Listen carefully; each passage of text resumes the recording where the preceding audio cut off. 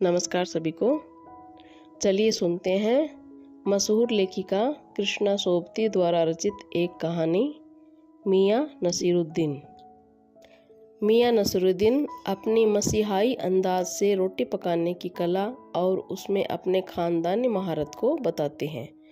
वे ऐसे इंसान का भी प्रतिनिधित्व करते हैं जो अपने पैसे को कला का दर्जा देते हैं और करके सीखने को असली हुनर मानते हैं। मियाँ नसीरुद्दीन।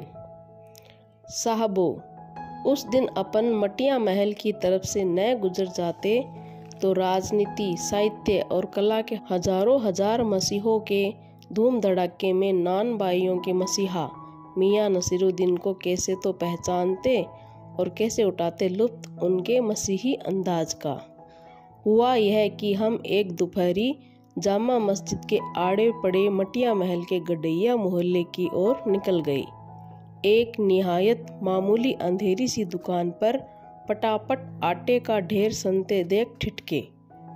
सोचा सेवइयों की तैयारियां होगी, पर पूछने पर मालूम हुआ खानदानी नान बाई मियाँ नसीरुद्दीन की दुकान पर खड़े हैं। मियाँ मशहूर है 56 किस्म की रोटियां बनाने के लिए। हमने जो अंदर झांका तो पाया मियाँ चारपाई पर बैठे बीड़ी का मजा ले रहे हैं। मौसमों की मार से पका चेहरा, आंखों में काइयां, भोलापन और पैसानी पर मंजे हुए कारीगर के तेवर। हमें गाहक समझ मियाँ ने नजर उठाई।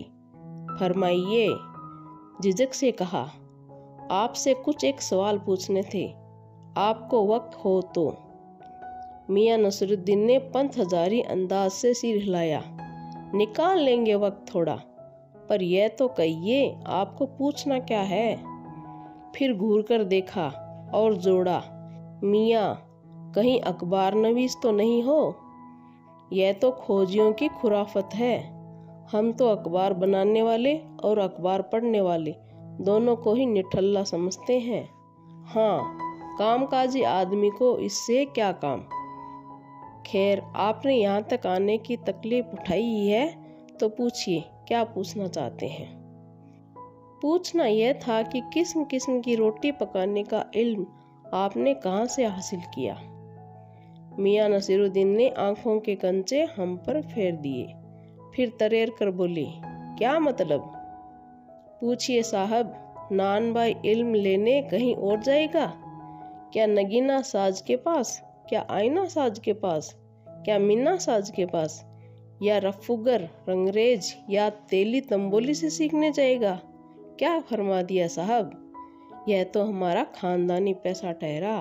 हाँ, इल्म की बात पूछिए तो जो कुछ भी सीखा अपने वालिद उस्ताद से ही। मतलब यह है कि हम घर से न निकले कि कोई पैसा अख्तियार करेंगे। जो बाप दादा का हुनर था वही उनसे पाया और वालिद मरहूम के उठ जाने पर आ बैठे उन्हीं के ठिये पर। आपके वालिद? मियाँ नसीरुद्दीन की आंखें लम्हा भर को किसी भट्टी में गुमी हो गई। लगा गहरी सोच में है। फिर सिर हिलाया। क्या आंखों के आगे चेहरा जिंदा हो गया? हाँ, हमारे वालिद साहब मशहूर थे मियाँ बरकत शाही नानबाई गडैया वाले के नाम से, और उनके वालिद यानी कि हमारे दादा साहब थे आला नानबाई मियाँ कल्लन। आपको इन दोनों में से किसी किसी की भी कोई नसीहत याद हो? नसीहत काहे की मियाँ, काम करने से आता है, नसीहतों से नहीं। हाँ, बाज फरमाया है। पर यह तो बताइए ही बताइए कि जब आप, हमने भट्टी की ओर इशारा किया, इस काम पर लगे तो वालिद साहब ने सीख के तौर पर कुछ तो कहा होगा। नसीरुद्दीन साहब ने जल्दी जल्दी 2-3 कस खींचे, फिर गला साफ किया और बड़े अंदाज से बोले, अगर आपको कुछ कहलवाना ही है तो बताए दिए देते हैं। आप जानो, जब बच्चा उस्ताद के यहाँ पढ़ने बैठता है तो उस्ताद कहता है, कहे अलिफ, बच्चा कहता है अलिफ। कहे बे, बच्चा कहता है बे। कहे जीम, बच्चा कहता है जीम।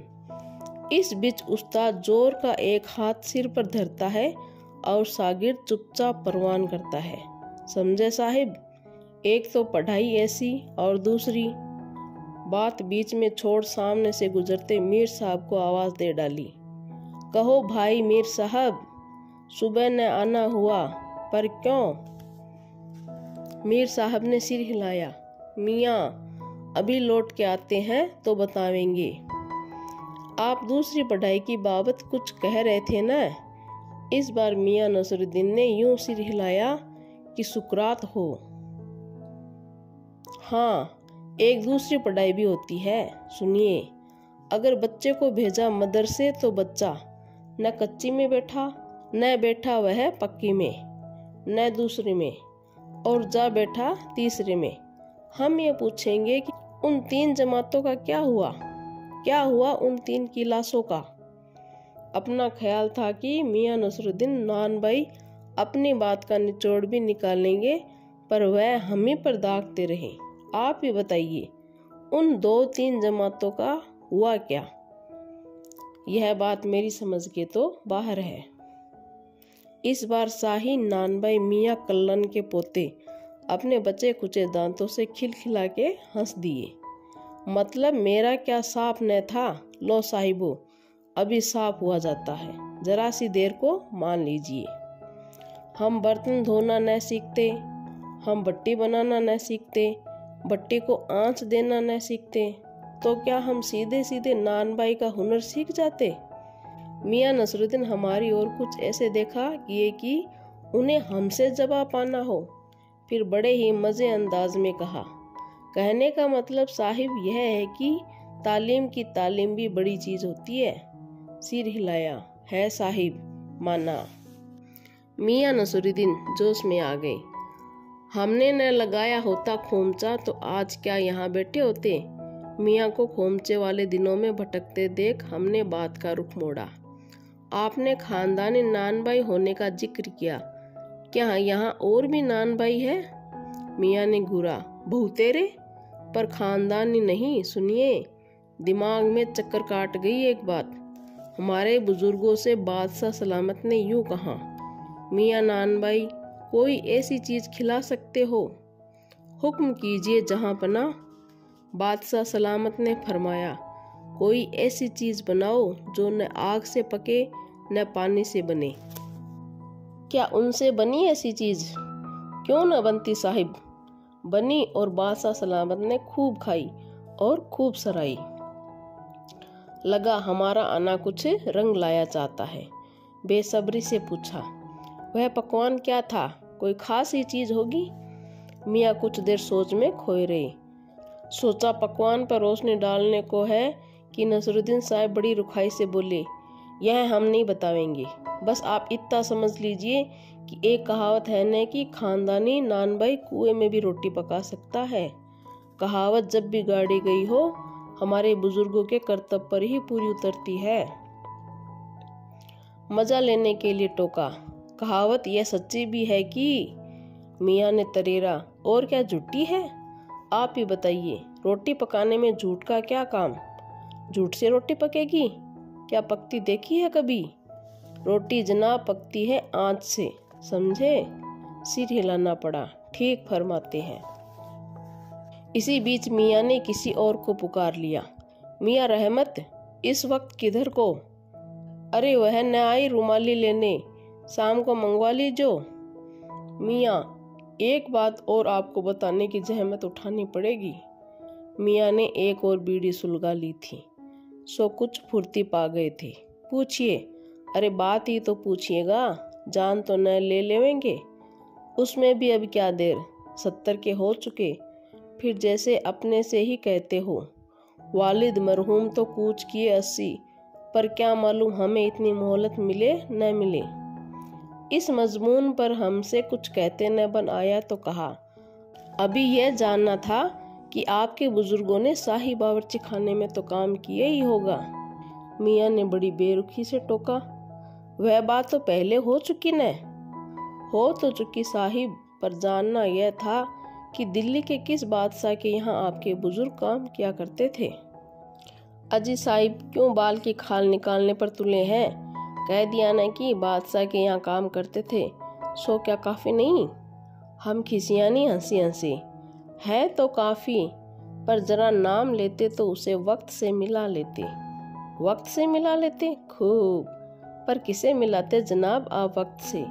मियाँ हंसे जैसे हमारी खिल्ली उड़ाते हो। वक्त से वक्त को किसी ने मिलाया है आज तक? खैर पूछिए, किसका नाम जानना चाहते हैं? दिल्ली के बादशाह का ही ना। उनका नाम कौन नहीं जानता, जहाँ अपना बादशाह सलामत ही न। कौन से? बहादुर शाह जफर की? मियाँ ने खींच कर कहा। फिर अल्ट पलट के वही बात, लिख लीजिए बस यही नाम। आपको कौन बादशाह के नाम चिट्ठी रुक्का भेजना है कि डाक खाने वाले को सही नाम पता ही जरूरी है?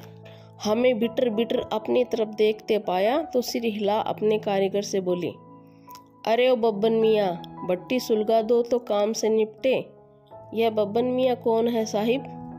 मियाँ ने रुखाई से जैसे फांक की काट दी हो। अपने कारीगर और कौन होंगे? मन में आया पूछ लिया आपके बेटे बेटियां हैं, पर मियाँ नसीरुद्दीन के चेहरे पर किसी दबे हुए अंधड़ के आसार देख यह मजबून न छेड़ने का फैसला किया। इतना ही कहा, ये कारीगर लोग आपकी शागिर्दी करते हैं? खाली शागिर्दी ही नहीं साहिब, इनके मजूरी देता हूँ।